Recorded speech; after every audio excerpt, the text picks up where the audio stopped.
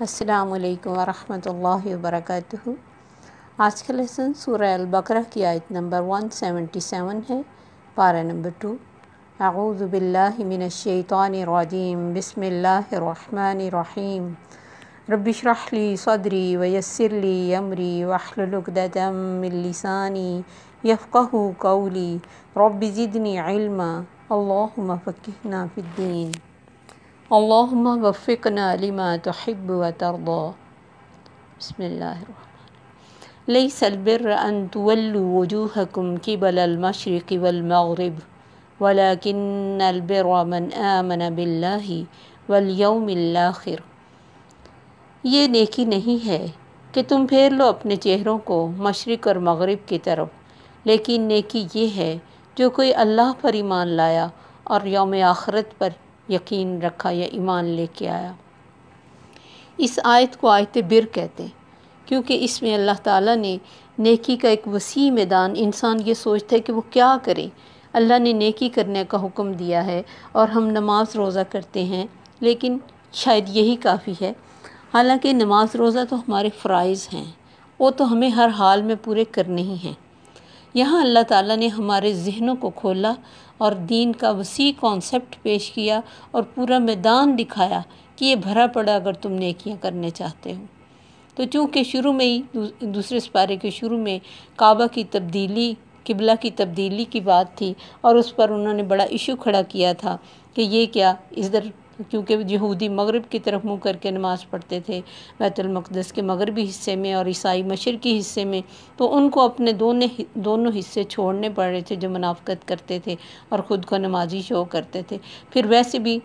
اللہ تعالیٰ نے ان سے یہ آنر مکمل طور پہ چھین لیا تھا کہ اب تو قبلہ بھی آخری نبی کا تمہارے والا نہیں، نہ ہی نبی تم میں سے آیا، نہ اس کا قبلہ تمہارے جیسا ہے، پوری طرح تم سے الگ کر دیا اللہ نے، تم اسی قابل تھے، تم اب ڈیزرو ہی نہیں کرتے تھے کہ اس اتنی بڑی آنر کو لے سکو۔ تو اللہ نے اس کے لیے فرمایا، ورنہ تو قبلہ کی طرف منہ کرنا ظاہر ہے بہت ثواب کا کام ہے، لیکن اللہ نے کہا صرف یہ نیکی نہیں ہے کہ تم اس چھوٹے سے دائرے میں خود کو گھما کر اس پہ باتیں کرو مسلمانوں کو، یا تمہیں جو ایشو مل گیا اس کے اوپر ٹائم ضائع کرو، بلکہ نیکی کا تو وسیع میدان ہے۔ آؤ، اگر تم نیکی کرنا ہی چاہتے ہو تو سب سے پہلے بات ایمانیات کی ہے، تمہارا ایمان صحیح ہونا چاہیے۔ تم اپنی ایمان کو خالص کرو، سب سے پہلے اللہ پر یقین رکھو، پھر آخرت کے دن پر یقین رکھو۔ اور یہ ایمان کا جز ہے جو ہمیں پتہ ہے سب کو کہ یہ ایمان اللہ، آخرت کے دن پر، کتابوں پر، انبیاء پر، اچھی بری تقدیر پر، یہ تو ضروری ہے، اس کے بغیر کیا مسلمان ہے۔ تو اللہ نے فرمایا سب سے پہلی بات تمہیں یہ یقین ہو کہ ہمارے رب کی طرف سے جو بھی حکم آیا وہ ہماری عقلوں میں آتا ہے یا نہیں، ہمارے دل کو اچھا لگا ہے یا نہیں، اللہ کا حکم ہے ایز اٹ از قبول کرنا ہے۔ والیوم الآخر، اور آخرت کے دن کے بارے میں جو یقین ہے وہ تمہارا ہونا چاہیے مکمل، اور اس کے مطابق زندگی میں عمل ہو۔ یہ نہ ہو کہ زبان سے کہہ بھی دیں کہ ہاں ہمیں پتہ ہے مرنا ہے، آخرت آئے گی، لیکن جب آئے گی دیکھا جائے گا، یہ یقین نہیں ہے۔ یقین تو زندگی بدلتا ہے، یقین تو انسان کی صبح شام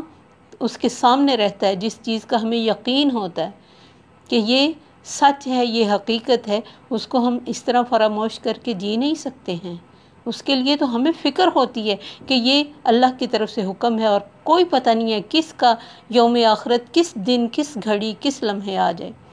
جیسے حضرت ابوبکر صدیق نے ایک دفعہ کسی سے پوچھا، تم موت کو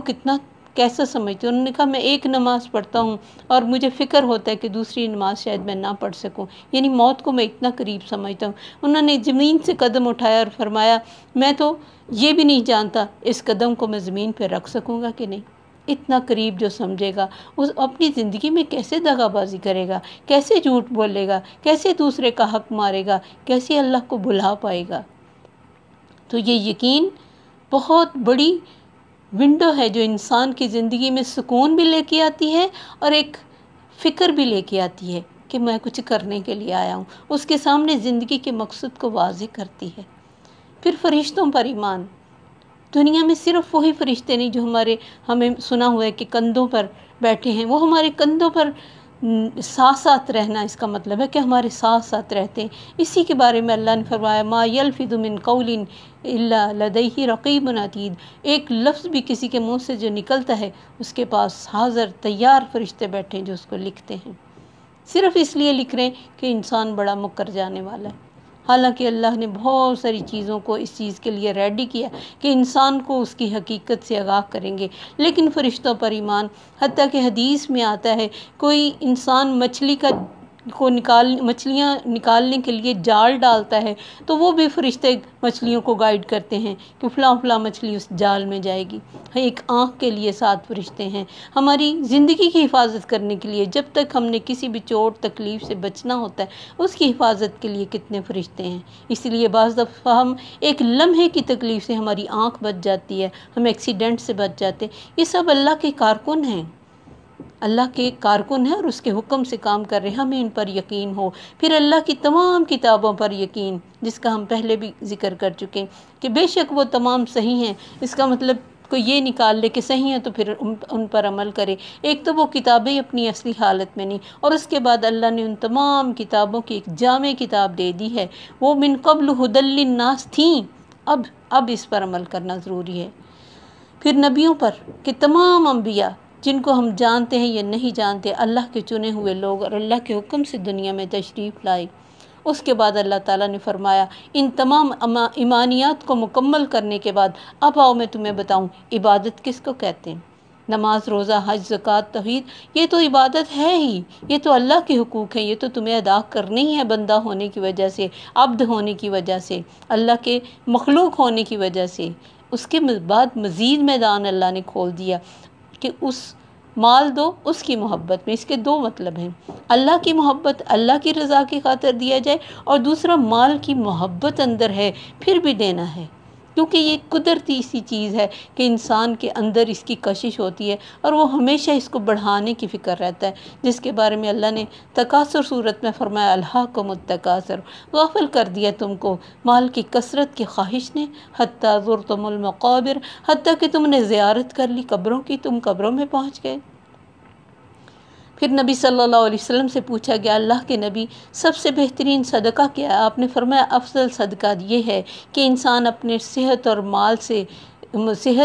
مال کی محبت کی حالت میں امیری کی خواہش رکھتا ہو، مال کو بڑھانے کی حرص ہو، فقیری کا ڈر ہو، اس وقت وہ اللہ کی راہ میں دے۔ یعنی نظر آ رہا ہے کہ میں مزید اگر کماؤں گا تو میرے مال میں، بینک بیلنس میں اضافہ ہوگا، لگژریز میں اضافہ ہوگا، اور مزید ابھی دیتے وقت دل میں تنگی آ رہی ہے کہ کم ہو رہا ہے، کہیں میں دوبارہ نیچے میرا لیول نہ آ جائے، تو کتنی فیلنگز ہوتی ہیں جب انسان کچھ دیتا ہے، کیونکہ جتنا انسان دنیا میں گم ہوا ہوتا ہے اتنی اس کی یہ فیلنگ سٹرونگ ہوتی رہتی ہیں کہ نہیں۔ بعض دفعہ انسان ڈھیروں خرچ کر لیتا ہے جہاں اس کا اپنا دل چاہتا ہے، جہاں اس نے شو آف کرنا ہوتا ہے، لیکن جہاں دین کے لیے اور کسی رشتہ دار کے لیے اور کسی غریب کے لیے نکالنا پڑے تو بہت گن چن کے نکالتا ہے۔ اپنے کھانے کے لیے چاہے وہ کتنا نکال لے، اپنے گھر کی کسی رینوویٹ کرنے کے لیے چاہے وہ کتنا لگا لے، لیکن کسی کو دینے کے لیے انسان جب دیتا ہے تو وہ بہت سوچ سمجھ کے دیتا ہے۔ اس لیے اللہ نے فرمایا اس مال کی محبت میں جس کی محبت تمہارے دل کے اندر کھبی ہوئی ہے، ذوی القربیٰ کو دو۔ سب سے پہلے یہ محبت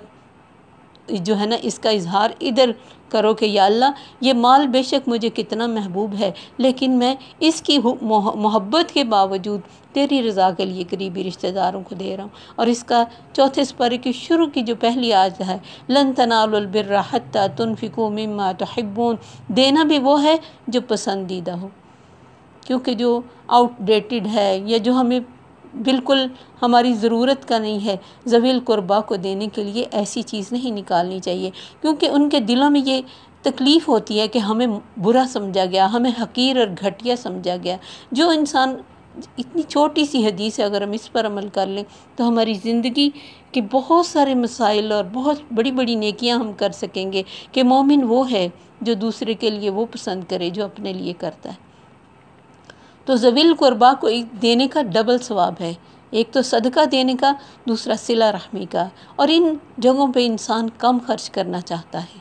اپنی ذات پر، اپنی اولاد پر، اپنے گھر پر، اپنی لگژریز پر، اپنی آسائشوں پر، बेशुमार खर्च करता है, कोई तकलीफ। हम कहते हैं कमाते किस लिए?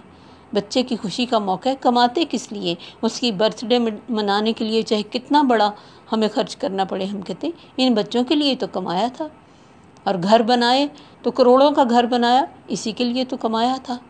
लेकिन जो ही किसी करीबी रिश्तेदार ने की हालत देख ली कि वो इस काबिल है कि उसको दिया जाए, वहाँ हम कहते हैं अच्छे भले हैं। वैसे इनको बुरी आदत है, लोगों को गरीब शो करते हैं तो अच्छे भले।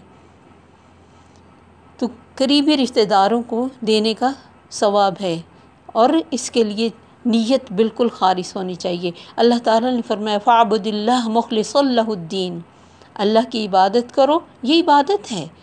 तो उसके लिए दीन को खालिस करते हुए, अला लिल्लाहिद्दीनुल खालिस, ख़बरदार अल्लाह का दीन ही खालिस है। इन्नल्लाह ला यंजुरु इला सुवरिकुम वला इला अजसामिकुम, अल्लाह तुम्हारी सूरतों को नहीं देखता, तुम्हारे जिस्मों को नहीं देखता, वलाकिन यंजुरु इला क़ुलूबिकुम, तुम्हारे दिलों को देखता है। किस दिल से तुमने किसी को दिया है, किस दिल से तुम ये नेकी कर रहे हो, इसमें तुम्हारे दिल में तकलीफ़ हो रही है या तुम्हारे दिल के अंदर एक खुशी हो रही है कि अल्लाह ने मुझे नेकी का ये मौका दिया कि मेरे अपनों को मेरी ज़रूरत पड़ गई तो मैंने उन पे ख़र्च किया। क्योंकि नीयत जो है वो बुखारी जो बुक है उसकी पहली हदीस इमाम बुखारी यही लाए, इन्नमल आमालु बिन्नियात, नीयतों के मुताबिक अल्लाह क़यामत के दिन उठाएगा। ये जो दुनिया में हम अंदर फीलिंग को छुपा के कोई नेकी कर लेते हैं, ये फीलिंग उस दिन सामने आएगी। अब तो लोगों के सामने हमारा एक्ट आता है ना, और लोग खुश होते हैं, या फिर जिसको हमने दिया वो भी खुश होता है, हमारे लिए दुआएं करता है। अगर हमारे अंदर तंगी आ रही थी और हम बुरा समझ रहे थे और हमारी नीयत अल्लाह के लिए खालिस नहीं थी, मजबूरी से दे रहे थे, तो फिर क्या नेकी है? ये नीयत उस दिन ज़ाहिर हो जाएगी। हज़रत सुफ़ियान सौरी कहते हैं मुझे 30 साल लगे अपनी नीयत को सेट करने के लिए। तो नीयत अल्लाह की रज़ा हो हमेशा। जैसे एक शख्स ने सवाल किया, अल्लाह के नबी, एक शख्स जंग करता है, अजर के लिए करता है, कोशिश करता है और माल भी लगाता है, लेकिन उसके साथ उसकी नीयत है कि शोहरत भी हो जाए, यानी लोग मुझे बहादुर भी कहें, उसके लिए क्या? आपने फरमाया ला शैअ लहू, ला शैअ लहू, ला शैअ लहू, 3 दफ़ा फरमाया। अल्लाह की तरफ से उसे कुछ नहीं मिलेगा। अल्लाह तो खालिस अमल कबूल करता है। तो जब भी किसी को देना है, इस नीयत से कि अल्हम्दुलिल्लाह मैं इस काबिल हुआ कि मुझे मेरे माल में अल्लाह ने गरीबों का हक़ रखा, क्योंकि आपने फरमाया ना ऊपर वाला हाथ नीचे वाले से बेहतर है। तो हम खुशकिस्मत होते हैं उस वक़्त जब हमारा हाथ ऊपर वाला होता है। बल्कि दुआ करनी चाहिए कि अल्लाह उनको इतना, बल्कि कोशिश भी करनी चाहिए, और अगर हमारे पास इतना है कि हम किसी गरीब बहन भाई को सेट कर सकते तो करना चाहिए। ये बहुत बड़ी नेकी है। जब तक किसी के दिल से, किसी के घर में सुकून आ जाएगा, किसी का खाना इजी हो जाएगा, कोई किराए पे मर रहा है बेचारा, उसका घर अपना हो जाएगा तो वो किराया अपने घर में खाने पे और अपने बच्चों की तालीम के लिए और अपनी सेहत के लिए लगा लेगा, तो कितना सुख उनके अंदर से निकलेगा। यही तो आसार हैं। हमारे बेशुमार बड़े बड़े 10-10, 20-20 कनाल वाले घरों में चंद लोग रह रहे होते हैं, और बाज़ दफ़ा छोटे से घर में 10 लोग रह रहे होते हैं। हम जब भी देते हैं, बड़े लोग, मैं देखती हूँ कि वो बहुत थोड़ा सा देने को दे सकते हैं। मसलन अगर आप कोई 20-40 मरला के घर में रह रहा है तो किसी को देगा तो बड़ी मुश्किल से 2.5 मरले देगा, चाहे उसके 10 बच्चे हों, उसकी बहुएं भी हों। वो एक दूसरे के ऊपर स्टोरीज़ बना के, उनका दिल नहीं करता कि हम भी खुला सांस लें, हम भी सुकून से, हमारे बच्चे भी कहीं खेल सकें। और फिर ऐसे इलाके में और ऐसा घर होता है कि बस अगर नया भी ले दिया और उसमें कैपेसिटी इतनी कम है कि वो कहाँ सामान रखे, कहाँ सोएं, तंगी में, वो बेचारे बेशक बहुत शुक्र करते कि हम किरायों से हमारी जान छूट गई। लेकिन जब तुम्हारे इतने बड़े बड़े घर हैं कि तुम उनको संभाल भी नहीं पाते और फिर भी बढ़ाते जा रहे हो, हर बच्चे के लिए अलग कोठियाँ, हर बच्चे के लिए अलग प्लॉट्स हैं और दुकानें हैं, तो क्या है अगर किसी को थोड़ा खुले दिल से दे दो। उसके बाद यतीमों के बारे में नबी सल्लल्लाहु अलैहि वसल्लम की बहुत सारी अहादीस हैं। आपने फरमाया मैं और यतीम को पालने वाला جنت میں 2 انگلیوں کی طرح اکٹھے ہوں گے۔ اور اس میں بھی کچھ لوگ ساری عمر ہی خود کو یتیم کہتے رہتے، یتیمی بلوغت پر آ کے ختم ہو جاتی، یعنی جو بالغ ہو گیا، لڑکا ہے یا لڑکی، جو یتیمی کے فیز سے نکل جاتا ہے، وہ اس وقت تک ہوتا ہے جب تک نہ بالغ ہوتا ہے۔ اور چونکہ یتیموں کے بہت حقوق مارے جاتے تھے تو اللہ نے ان کے لیے بہت زیادہ اجر رکھا کہ برکتوں والا وہ گھر ہے جس کے گھر میں کوئی یتیم کی چیز کسی کی پرورش ہوتی ہے، پھر ان کے ساتھ بیہیو، ان کے ساتھ بولنا چالنا ہر چیز، یعنی یہ نہ ہو کہ وہ ایک الگ سے گھر میں بچہ لگے جس کی کوئی حیثیت نہیں ہو، نوکر کی طرح کا اس کے ساتھ ہو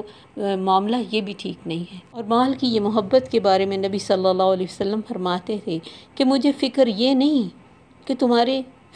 فقر کا مجھے ڈر ہو کہ تم غریب ہو جاؤ گے، مجھے فکر ہے کہ دنیا تم پر فراخ کر دی جائے گی۔ یعنی انسان کے اوپر جتنا مال بڑھتا رہتا ہے اتنی اس کے اندر مال کی محبت بھی بڑھتی رہتی ہے، اور اتنے پھر وہ حقوق مارتا ہے۔ ضروری نہیں ہے کہ سارا مال انسان حلال طریقے سے ہی کمائے، کیونکہ جب انسان کمانے لگ جاتا ہے پھر اسے کسی کا حق مارنا، کسی کے ساتھ دغا دینا، کسی کی مال کو اپنے حصے میں رکھ کے اور خود کہہ دینا کہ میرے سے ضائع کر بھی دینا۔ بہت صفحہ ایسی پارٹیاں بیٹھتی جو کروڑوں لوگوں کا دینے والی ہوتی، صرف اس لیے کہ خود ضائع کیا ہوتا ہے، غلط جگہوں پر، عیاشیوں پر، اور لوگوں کو غریب کر کے رکھ دیتے۔ اس سے بھی بہت برا سارا تاثر معاشرے میں فساد پھیلتا ہے۔ تو مال کی محبت کو اسی طرح کم کیا جا سکتا ہے کہ اس میں سے نکالتے رہیں، کیونکہ جب جس کو بائیں ہاتھ میں اعمال نامہ دیا جائے گا وہ کہے گا ما اغنی عنی مالیہ ہلک عنی سلطانیہ، آج میرا مال میرے کسی کام نہیں آیا، میری سلطانی سے مراد یہاں اتھارٹی ہے کہ دنیا میں میری بڑی پاور تھی۔ ضروری نہیں کہ ہر انسان جو بائیں ہاتھ والا بادشاہی ہو، لیکن مال کے ساتھ چونکہ اتھارٹی بن جاتی انسان کی، معاشرے میں، فیملی میں، بڑی بڑی گاڑیاں ہو، بڑا بڑا گھر ہو، تو اس کی ایک الگ سے اتھارٹی بن جاتی، تو وہ وہاں کہے گا ہلک عنی سلطانیہ، اس سلطانی نے اس مال کی بڑھوتری کے ساتھ جو مجھے ایک نام مل گیا تھا، اور جو میں دنیا میں میری ایک پاور ہو گئی تھی، اور میری ایک عزت بڑھ گئی تھی، میری پارٹی ہو گئی تھی، اور معاشرے میں میرا ایک مقام ہو گیا تھا، اس نے مجھے مار ڈالا۔ کیونکہ یہ چیزیں انسان کو پراؤڈ کر دیتی ہیں، اور غرور کا تو سر نیچا۔ تو اس لیے اس کے بعد اللہ تعالیٰ یتیموں کے بعد مساکین کی بات کر رہے ہیں۔ اب مسکین اور فقیر میں یہ فرق ہے کہ فقیر کے پاس بالکل کچھ نہیں ہوتا، وہ مانگنے کے لیے آ جاتا ہے۔ مسکین کے بارے میں نبی صلی اللہ علیہ وسلم نے فرمایا مسکین وہ نہیں جو 1 لقمے اور 2 لقمے کے لیے لوگوں کے چکر لگاتا ہے اور لوگوں سے مانگتا پھرتا ہے، بلکہ مسکین وہ ہے، یہ لفظ سکنہ سے نکلا ہے، جس کی زندگی رک گئی ہو، جو کماتے بھی ہوں لیکن ان کی پوری نہ پڑتی ہو، پروگرس نہ ہو رہی ہو، اپنے بچوں کی چھوٹی چھوٹی ضروریات کو وہ دبا کے ٹائم گزار رہے ہوں۔ مثلا اگر کسی کی 20,000 روپے آمدنی ہے یا 30 بھی ہے، اور 20,000 پہ وہ گھر لے کے کرائے پہ بیٹھ گیا، تو کیا پیچھے وہ خرچ کرے گا؟ چاہے اس کے 2-3 بچے ہوں، پھر بھی ان کی تعلیم، ان کی خوراک، ان کا کپڑا، اور پھر لوگوں کے ساتھ لین دین، سب کچھ انہیں کرنا پڑتا ہے، چاہے وہ کتنے بڑے مسکین ہوں۔ لوگ کیونکہ انہوں نے اپنی حالت ایسی نہیں بنائی ہوتی کہ لوگ ان پہ ترس کھائیں، وہ خود کو اچھا ہی شو کرتے ہیں تاکہ ہم عزت سے جی پائیں، جن کو ہم سفید پوش بھی کہتے ہیں۔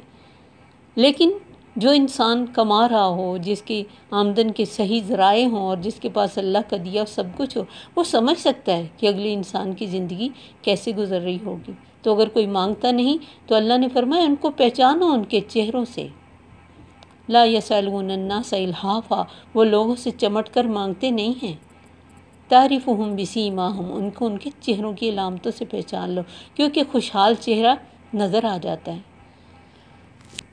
اور چونکہ ہمیں اللہ کی راہ میں، اللہ کی محبت میں دینا ہوتا ہے، تو اس لیے ہمیں اس سے کوئی غرض نہیں ہونی چاہیے کہ وہ گھر میں اچھا کھاتے ہیں یا پہنتے ہیں، لیکن ہمیں اگر نظر آ رہا ہے کہ ان کی آمدن کم ہے اور ان کے اخراجات زیادہ ہیں، تو ہمیں اللہ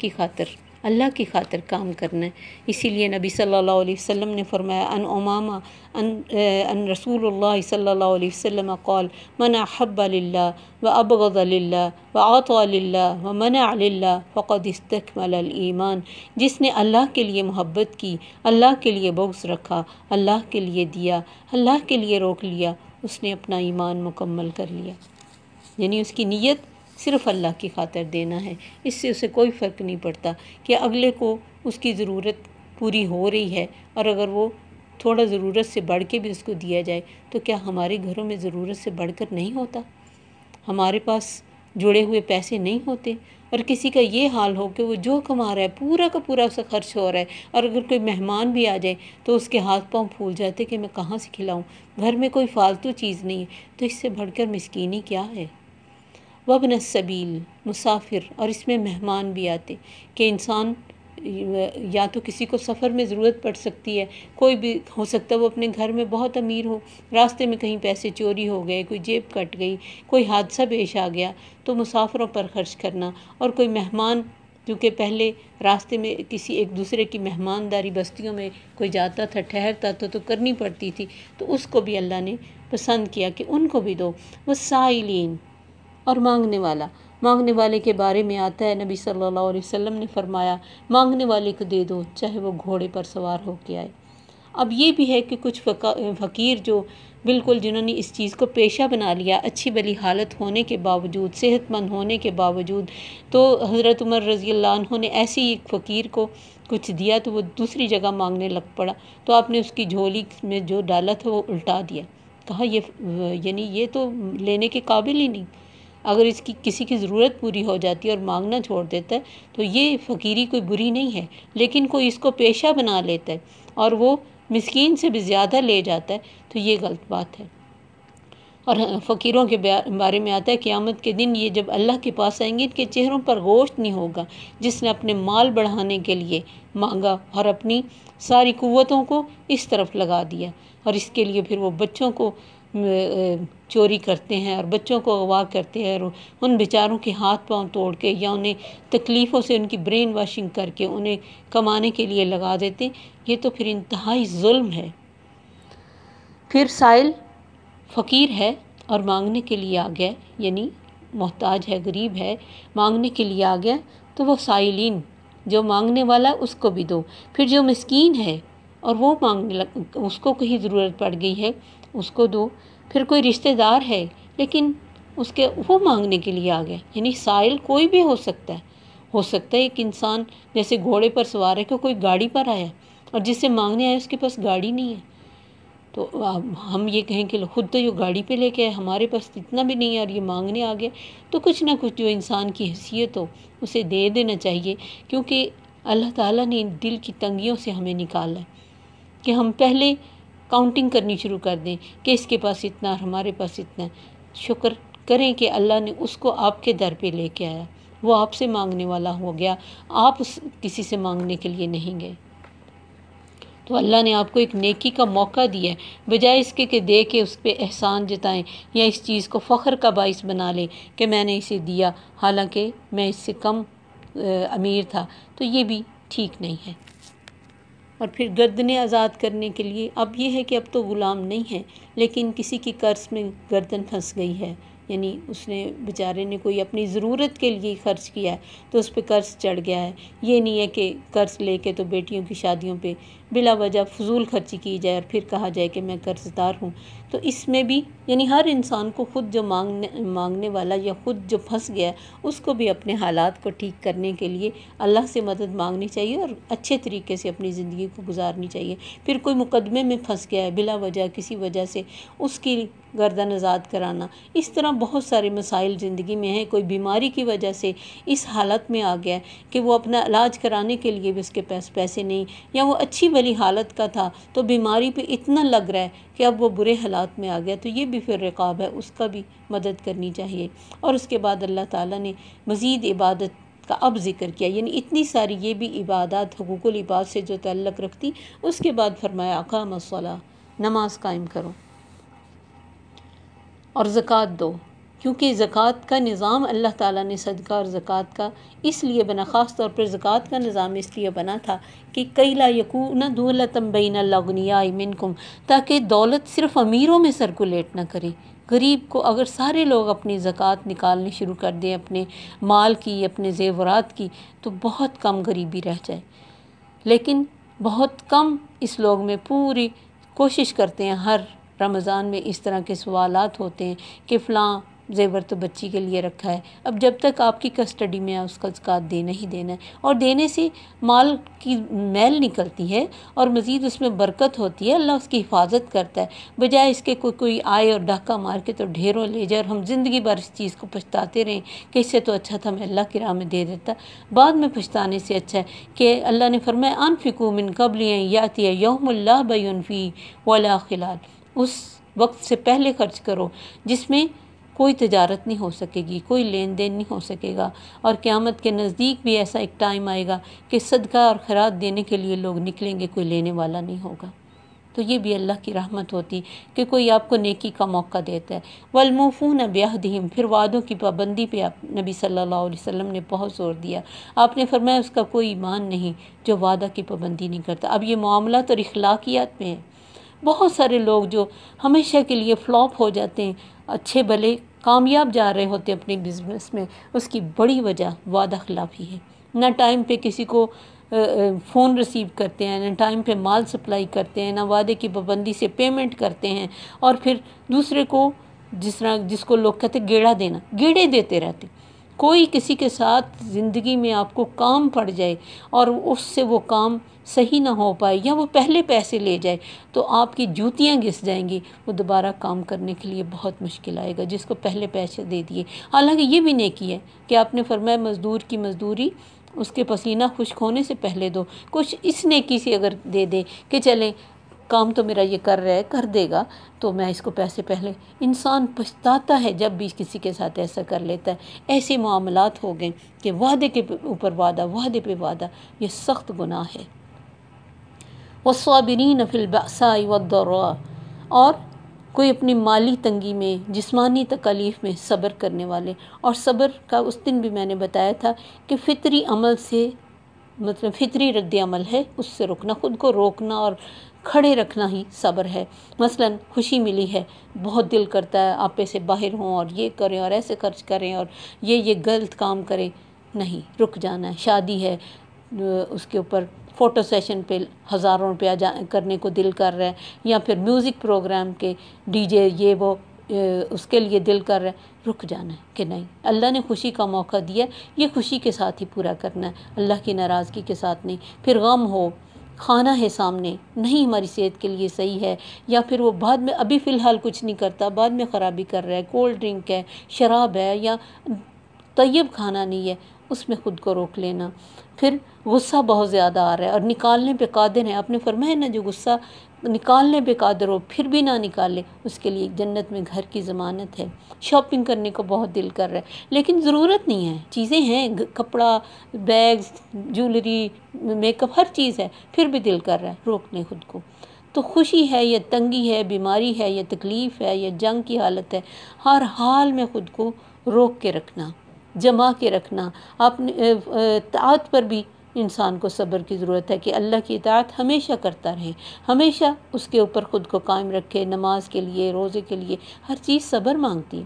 پھر معصیت پر صبر کہ گناہوں سے رکنا ہے، بہت دل کر رہا ہے، بہت آنکھوں کے سامنے، ہاتھ کے ایک کلک کے نیچے گناہ چھپا ہوا ہے، لیکن رک جانا اللہ کے ڈر سے، معصیت پر صبر ہے۔ پھر مصیبت پر صبر ہے۔ تو یہ تینوں چیزیں ہیں انسان کی زندگی میں، اگر ان پر وہ صبر سے اپنی زندگی کو لے جائے تو اس کے لیے بھلائیاں ہیں۔ اللہ نے فرمایا اولئک الذین صدقوا، یہی وہ لوگ ہیں جنہوں نے سچ کہا، جو منہ سے کہا اگر کلمہ پڑھ کے کہ ہم مسلمان ہیں تو مسلمان بن کے بھی دکھایا، اور ساری نیکیوں کے کاموں میں حصہ ڈالا، کیونکہ یہ نہیں ہے کہ اب انسان سوچے کہ پھر میں خود کے پاس کیا رکھوں، صدقہ دینے سے مال کبھی کم نہیں ہوتا۔ یہ قسم کھائی ہے ہمارے نبی صلی اللہ علیہ وسلم نے، صرف انسان کی اندر کمزوری، اور اللہ نے یہ بھی نہیں کہا کہ پورا دے دو، اللہ نے کل اللہ، ہمیں تو کسی طرح تنگ ہی نہیں کیا، دین میں اتنی فلیکسیبلٹی ہے۔ لیکن اگر کسی کو اللہ نے بہت دیا ہوا ہے اور وہ کنجوسی سے خرچ کرتا ہے تو اس سے تو اللہ پوچھے گا کہ کسی کو تو نے کھلا سانس بھی نہیں لینے دیا اور خود تم پھر بھی نہیں سکتے تھے اپنے گھر میں، تمہیں ایسی تکلیفیں تھیں، ایسا موٹا تو بھاری یا تکلیف والا تمہارا جسم تھا، تو کیوں نہیں تم نے کسی کے گھر میں آسانیاں کر دیں، وہ تو پوچھے گا۔ لیکن اس نے تنگی نہیں دی، اس نے میدان کھلا دے دیا کہ جس راستے میں چاہو تم نیکی کر سکتے ہو۔ نیکی کوئی محدود چیز کا نام نہیں، مشرق اور مغرب میں لڑنے کا نام نہیں، وَأُولَٰئِكَ هُمُ الْمُتَّقُونَ۔ اللہ نے عبادات میں تقوی حاصل کرنے کے لیے ہمیں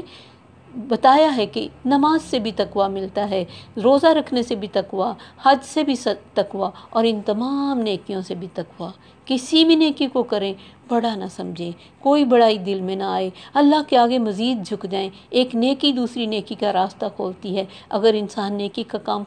کر کے خوش ہوتا ہے تو ایمان کی علامت ہے، لیکن دوسروں کو خبر کرنا یہ ریاکاری میں آ جائے گا۔ اس لیے نیت کو بہت کنٹرول میں رکھنا ہے۔ اللہ سے دعا ہے کہ اللہ تعالی ہمیں بھی ان تمام نیکیوں کو کرنے والا بنائے اور دین کا وسیع کانسیپٹ ہمیں سمجھ آ جائے۔ السلام علیکم ورحمۃ اللہ وبرکاتہ۔ سبحانک اللہم وبحمدک، اشہد ان لا الہ الا انت، استغفرک واتوب الیک۔